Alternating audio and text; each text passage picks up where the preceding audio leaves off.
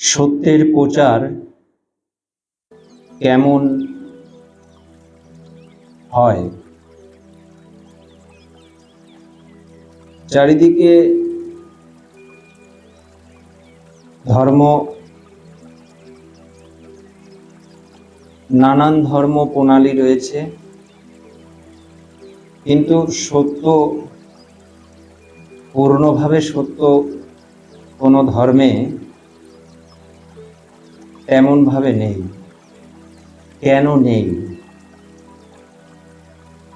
এবং সত্য কথা শুনতে কাদের কষ্ট হয়, আর সত্য কথা কাদের ভালো লাগবে? যারা জ্ঞানী তারা সত্য শুনতে ভালোবাসে। জ্ঞানী ভিন্ন সত্য ভালো লাগতে পারবে না। যারা মিথ্যা প্রবঞ্চনায় ভর্তি তাদের সত্য কর্ণকুহরে প্রবিষ্ট মাত্র হৃদয় বিরক্তির উদয় হয়। সত্যের কাজটা কেমন, এই নিয়ে কিছু কথা বলি। সত্যের কাজ অজ্ঞানতার অন্ধকার থেকে মুক্ত করে জ্ঞানের আলোয় উৎসর্গ করা। সত্যের কাজ অজ্ঞানতার অন্ধকার থেকে মুক্ত করে জ্ঞানের আলোয় উৎসর্গ করা। সত্য কঠোর গুণ তো, তাই সত্যের প্রচার কঠোরভাবেই করতে হয়। কারো শুনতে ভালো লাগতেও পারে, নাও লাগতে পারে। মিথ্যা দিয়ে সত্যের প্রচার হয় না, কিন্তু চারিদিকে ধর্মের জগতে মিথ্যা দিয়েই ধর্ম চলছে। মিথ্যা দিয়ে সত্যের প্রচার হয় না, কিন্তু এতদিন তাই হয়েছে। আমি কিন্তু বারবার বলছি, আমি আমাদের কথা বলছি।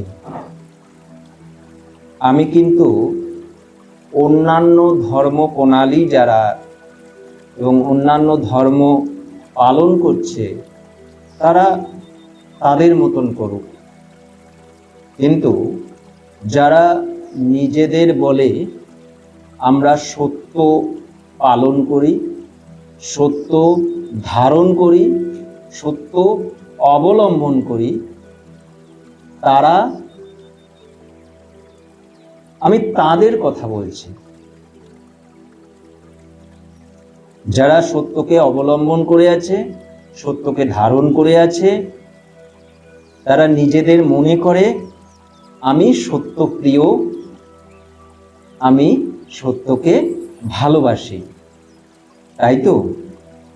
এবার আমি তাদের জন্য বলছি।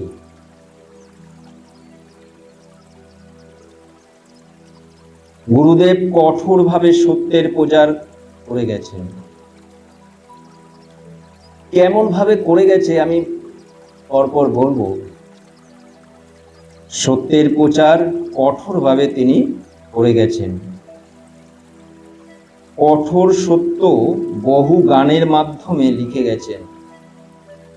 মায়ার সুপ্রলোভনে মুগ্ধ হয় জনগণ, শেষে নরক পতনে দুঃসহ যাতন। মায়ার সুপ্রলোভনে মুগ্ধ হয় জনগণ। এই মায়ার সুপ্রলোভন কেমন হয়? মিথ্যা কল্পিত ছবি মূর্তি বসিয়ে তাকে ঘুম পাড়ানো হচ্ছে,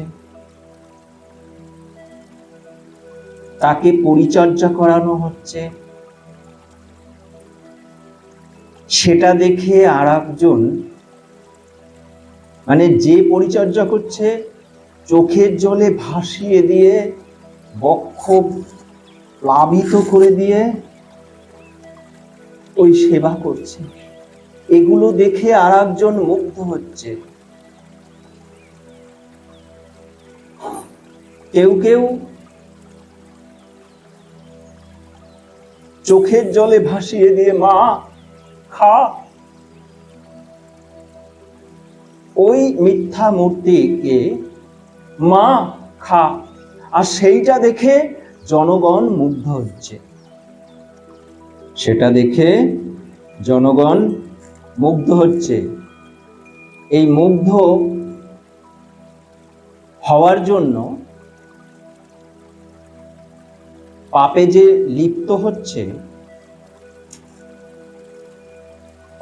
লিপ্ত হচ্ছে, সেটা বোধগম্যের বাইরে। কেন? কেননা মিথ্যা মাত্র পাপস্পর্শ হয়, মিথ্যা মাত্র পাপস্পর্শ হয় জানিবে।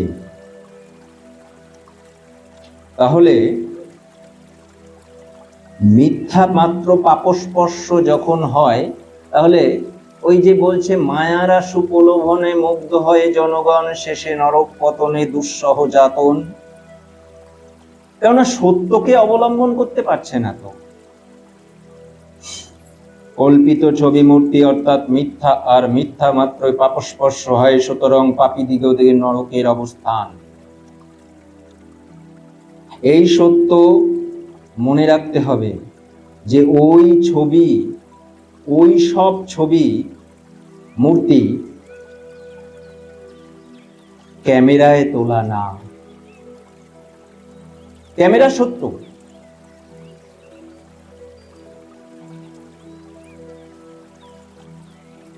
এগুলো দেখে কারা হাসে, কারা বিদ্রূপ করে, আর কারা বিরক্তির উদয় হয়। কাদের? এইগুলো দেখে বিরক্তির উদয় হয়। কল্পিত দেবদেবীর ছবি মূর্তি দেখে বিরক্তি কাদের হবে? যারা জ্ঞানী ব্যক্তি, তারা জানে ওটা ক্যামেরা দিয়ে তোলা না, এইসব করে কিছু হবে না। তারা বিচক্ষণ, তারা সত্যকে ভালোবাসে, তাই বিরক্তি হয়। যারা সত্যকে ভালোবাসে তারা কল্পিত দেবদেবীর ছবি মূর্তি ফেলে দেবে, বিরক্তির উদয় হয়। তাহলে জ্ঞানী ব্যক্তি ছাড়া সত্য বোঝা অসম্ভব।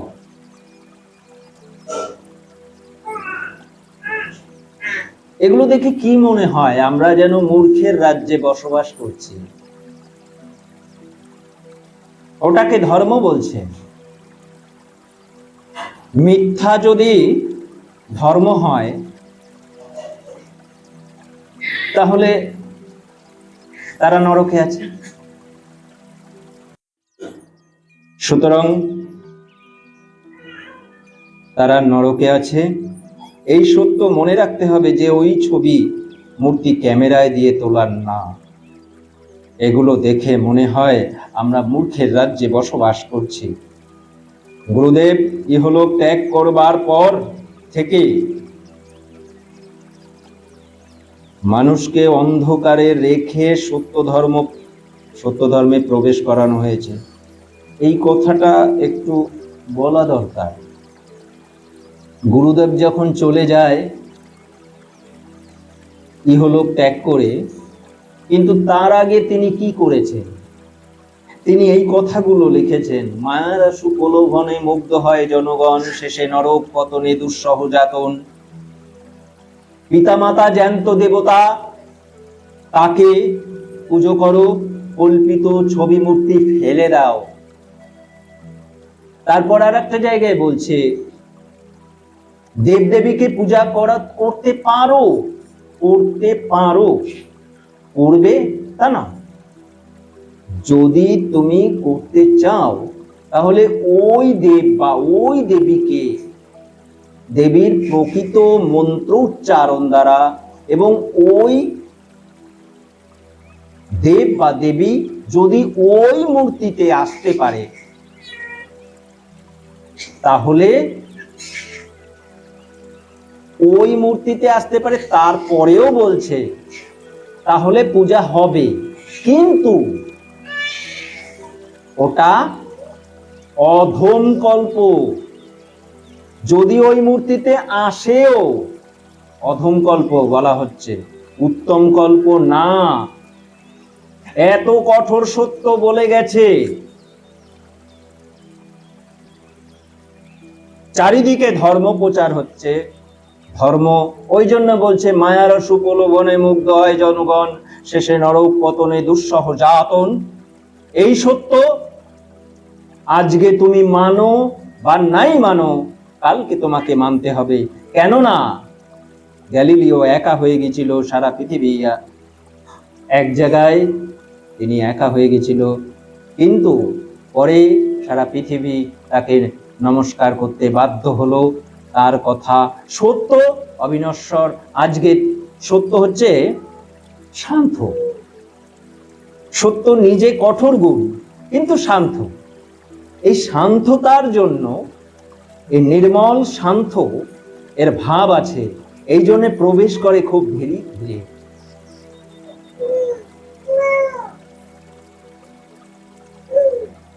তাহলে গুরুদেব থাকাকালীন এই শব্দগুলো ব্যবহার করেছে, কেননা ওই দেব বা ওই দেবী ওই মূর্তিতে আসবে কি করে? তার মতন তো দেখতে না। অন্যের একটি ছবি নিয়ে তোমাকে বললাম এটা তোমার ছবি, তুমি মানতে পারবে না।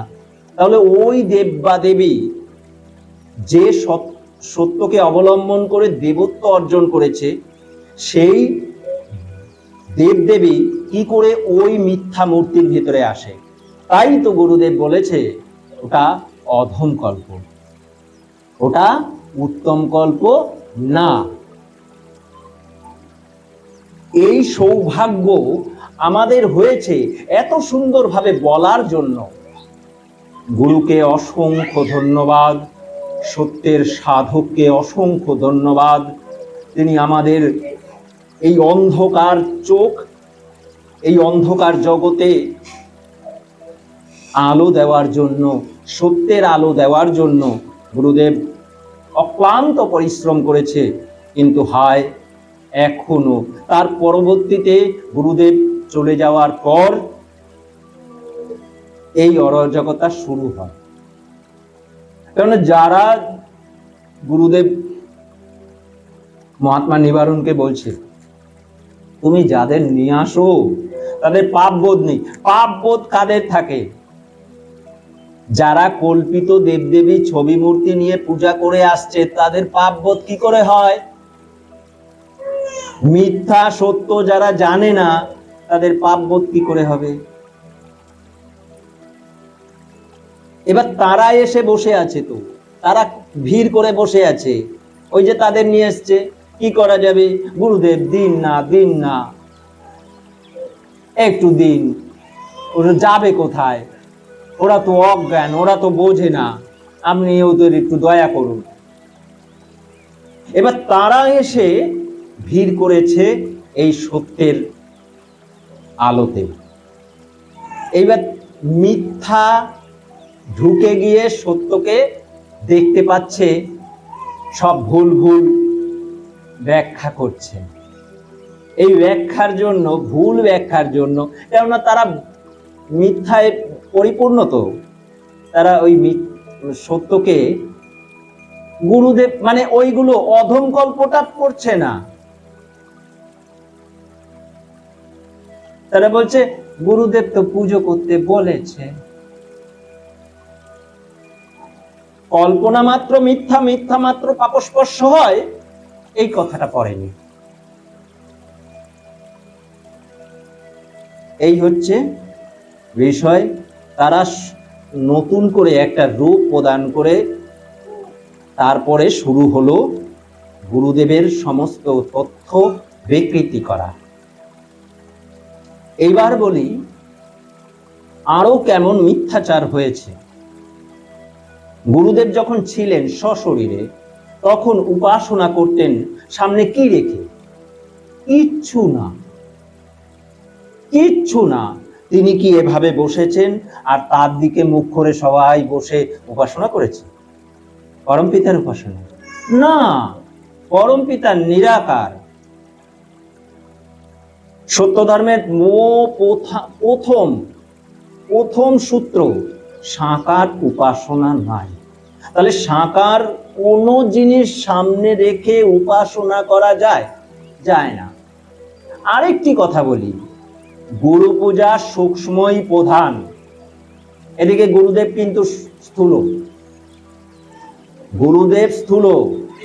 সূক্ষ্ম স্থূলকে সরাতে বলেছে, প্রধান করেছে কোনটা? গুরু পূজা সূক্ষ্মই প্রধান।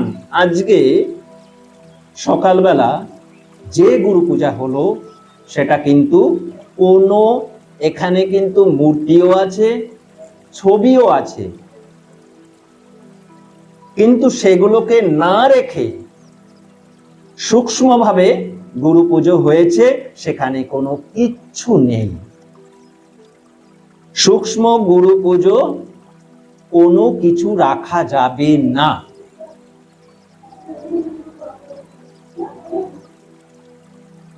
খালি গুণ দিয়ে তাকে পুজো করতে হয়। তাহলে স্থূল গুরু যদি সূক্ষ্মভাবে পূজাটাই যদি প্রধান হয়, তাহলে পরমপিতার উপাসনা হচ্ছে। আমরা কোথায় বসবাস করছি? কিভাবে মিথ্যাচার হচ্ছে? গুরুদেব চলে যাওয়ার পর থেকে গুরুদেবের ছবিটি সামনে রেখে উপাসনা হচ্ছে। বাইরের লোক এসে দেখে মনে করছে ওই মহাত্মার উপাসনা করছে। কত বড় পাপ! গুরুদেব তো পরম পিতার উপাসনা করতে বলেছে। গুরুকে অন্তরে বসাতে হয়, হৃদয়ে অধিষ্ঠান করে সেই হৃদয়ে বসে গুরুদেব ডাকবে পরম পিতাকে। এই সূক্ষ্ম অবস্থা লাভ করতে হয়। গুরুদেবের ছবিটি রেখে যারা যারা উপাসনা করছে তাদের পাপে পিষ্ট হচ্ছে, নরকে অবস্থান হচ্ছে তাদের। আমার কথা ভালো লাগবে না, আমার এ সত্য ভালো লাগবে না কাউ। যাদের ভালো লাগবে তারা বুঝে নিতে হবে তারা সত্যকে ভালোবাসছে, তারা জ্ঞানী, তারা অজ্ঞান না।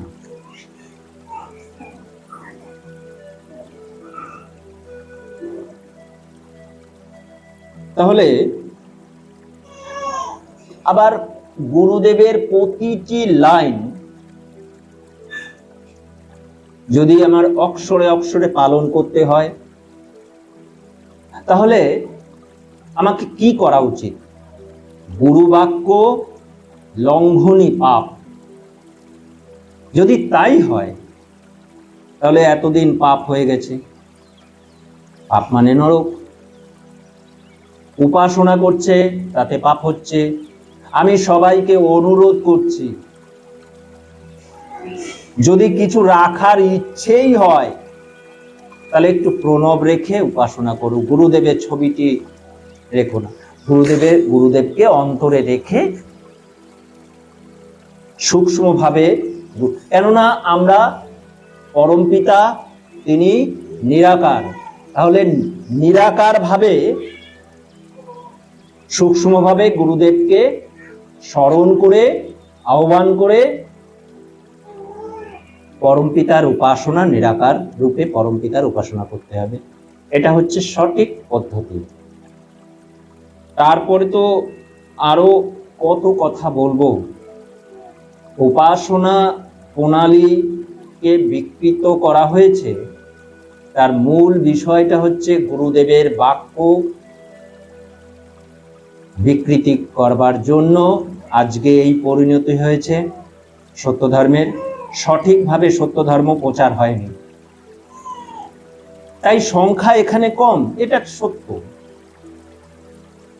কিন্তু আজকে সত্য মানো বা নাই মানো, কালকে তোমাদের মানতেই হবে এ সত্য। কেননা সামনের যারা আসছে তারা বিচক্ষণ এবং বুদ্ধিমান, কেননা যত দিন যাচ্ছে তত পড়াশোনা এবং জ্ঞান বৃদ্ধির জন্য তাদের কিন্তু প্রশ্নের সম্মুখীন হতে হবে। মিথ্যাচার কিন্তু তারা মেনে নেবে না। তাই এ ধর্মে ওই থাকার না থাকার মতন থাকবে। আত্ম উন্নতির ধর্ম, সেই আত্ম উন্নতি কি কিছুই তারা বুঝবে না, কেননা মিথ্যা রয়েছে তো প্রশ্ন আসবেই তাদের কাছে। এই বলে আমি সমাপ্ত করলাম।